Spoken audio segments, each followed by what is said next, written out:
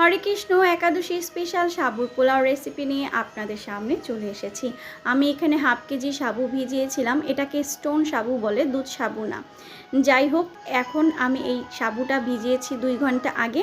আমি এখানে অ্যাড করে দিব বাদাম, তারপর মিষ্টি কুমড়া আর আলু কিউব কিউব করা আছে।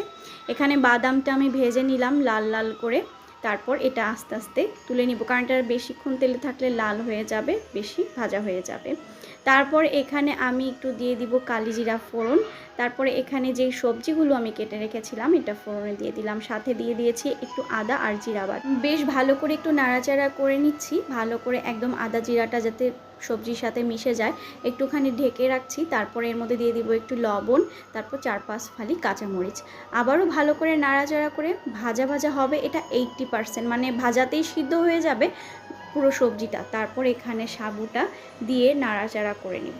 সাবুটা জল ঝরাতে হবে, কারণ আমি 2 ঘন্টা আগে সাবু ভিজিয়ে রেখেছিলাম। তারপর জল ঝরাতে দিয়েছিলাম 15 থেকে 20 মিনিটের মতো। জলটা ঝরে গেলে একদম আপনার ঝরঝরা স্পেশাল সাবুর পোলাও হয়ে যাবে। একাদশীতে আপনি গোবিন্দকে দিয়ে মানে প্রসাদ রূপে পেতে পারবেন।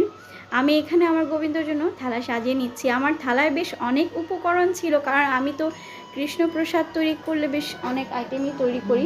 একাদশীর দিন আমার ভোগের থালায় ভ্যারাইটিস প্রসাদ থাকে, কারণ আমার বাচ্চা বড় ছেলে সবসময় এটা সেটা খাবো না বলে, আর আমি বিভিন্ন ধরনের উপকরণ দিয়ে খাবারটা তৈরি করে ওদেরকে সামনে দেই। কারণ একাদশী মিস তো অবশ্যই করা যাবে না। বৈষ্ণব যারা আছে তাদের তো অবশ্যই না।